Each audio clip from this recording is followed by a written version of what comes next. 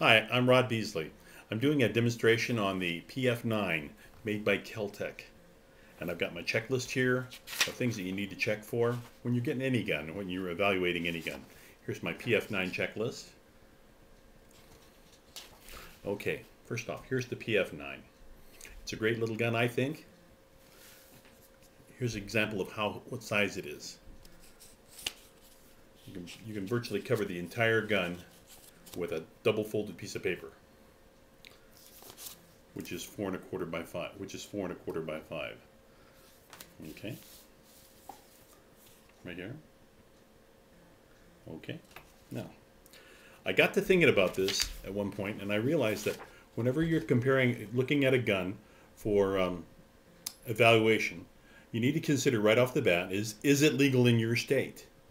If it's not legal in your state, well, you can pretty much stop right there anyway, unless you're going to change states here really quick.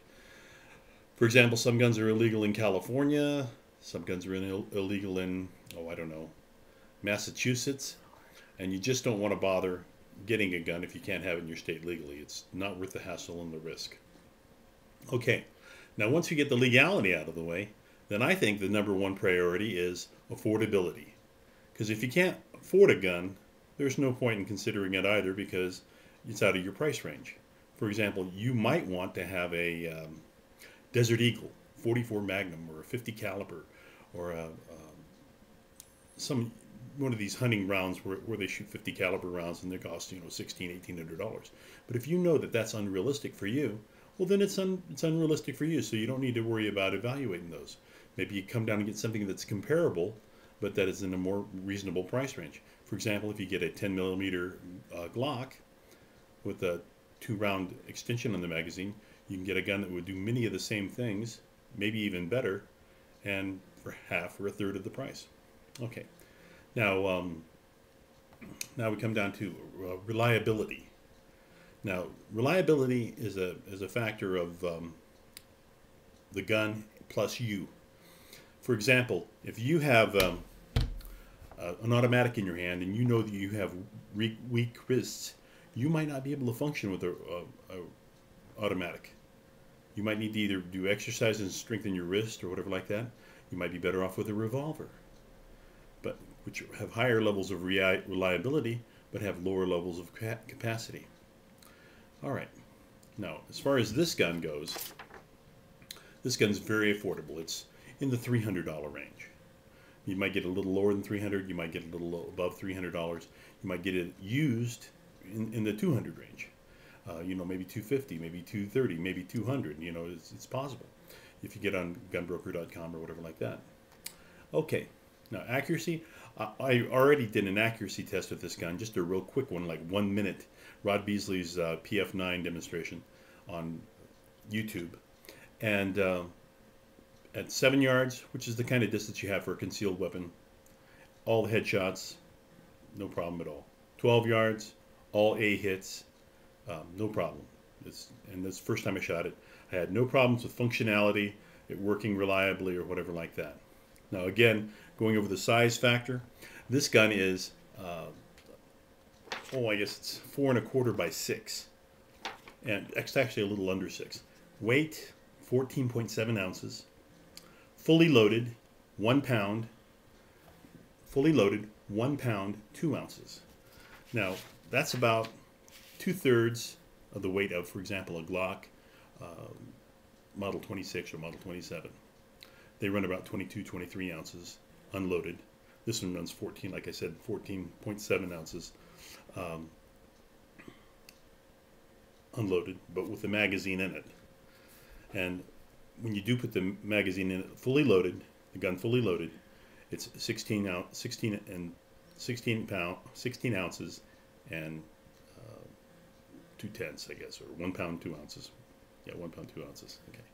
So anyway, which is still 6 ounces less than an empty Glock 27 or 26. Okay. Now let's see. Going on down to the next thing.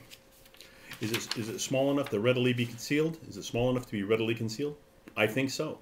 Unless you're an extremely petite person that wears very, very tight clothing, you'll be able to hide this gun on your person in a holster if you have a concealed weapons permit. Now, that's really crucial, because I tell people, don't even think about carrying a gun concealed if you don't have a concealed weapons permit, because it's just too much trouble. If you ever get convicted of a concealed weapons permit violation, or a violation of having a concealed weapon on you, it's a ban against you having guns for the rest of your life. You don't want to take the chance on that. So you want to either get the concealed weapons permit or carry the gun out openly where it's legal to carry one out openly. All right, let's see. Firepower. Okay, now that brings us to firepower. Now, it's true there's a lot of guns that shoot more ammo than this one. This basic gun is basically, to my discernment, is like the the PF-9 is very similar to the P11, which has the double stack magazine, which holds more bullets. But because it's got a thicker grip, it's less concealable. So this is probably the better choice for concealment. 8 rounds is pretty good.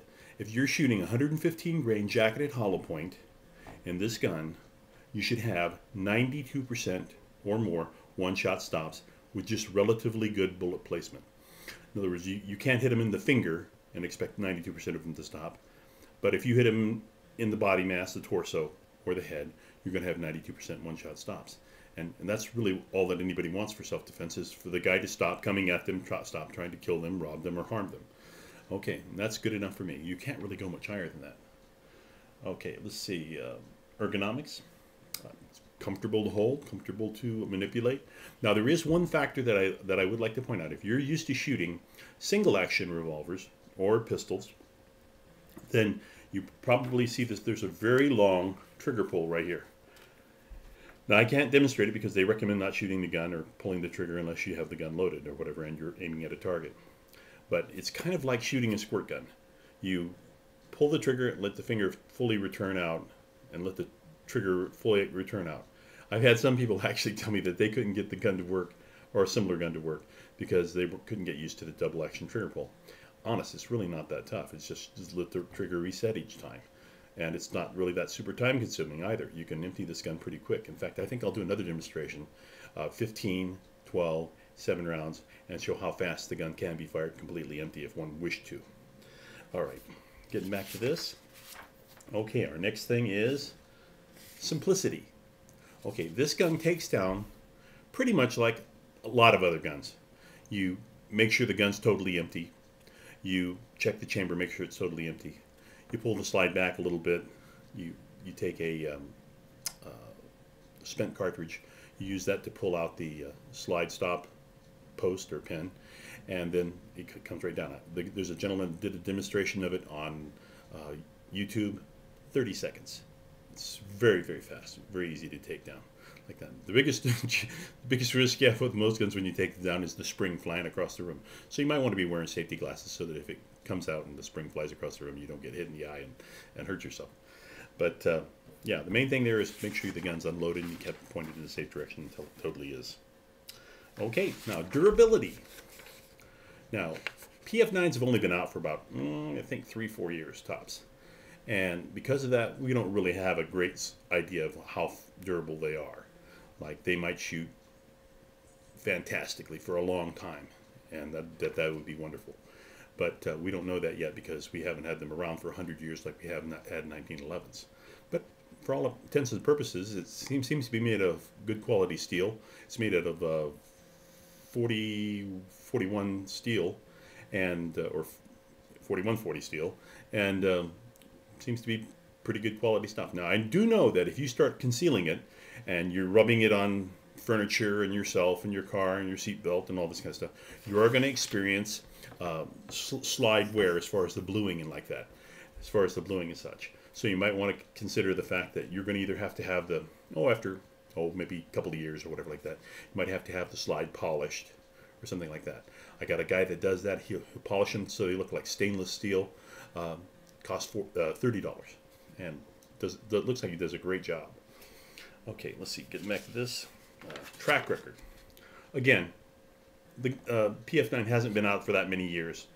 I haven't heard anything that bad about it, other than the fact that it takes about 150 rounds to break them in. Now, I tell people you could shoot 150 rounds to break in a gun, and that's perfectly good, perfectly reasonable. Let me remove the magazine out of this one just to show you it is indeed empty, and that the slide is indeed chamber is indeed empty. And I think, rather than going out and immediately shooting 150, 200 rounds, because quite frankly, some people don't have the time, they don't have the range privilege. Sometimes they don't want to spend the extra money on shooting, you know, $20 worth of ammunition up or whatever like that. I think, and a lot of times, it might do you well to just take the gun and cycle the gun manually. Cycle the gun manually 200 times. Now, I'm going to verify this with Kel-Tec that this isn't harming the gun. But the idea is to increase the amount of wear among the parts that might have a little burr on them or whatever like that, to smooth out the action so that the gun cycles reliably. When like I took the one that I shot out and fired it 15, 20 times, and I had no problems with the reliability whatsoever at all. Okay. And okay. So now I think we at least we went over them. Whether we covered them to your satisfaction or not, you can always send that on a response. In any case, this is the PF-9 made by Kel-Tec. Usually available somewhere between $250 and $350, depending on where you get it, and if you get it new, used at auction from a retail shop or whatever like that. And this is Rod Beasley, over and out. Hey, I'm done. And don't forget, you can email me at armorygallery@gmail.com. Thank you very much.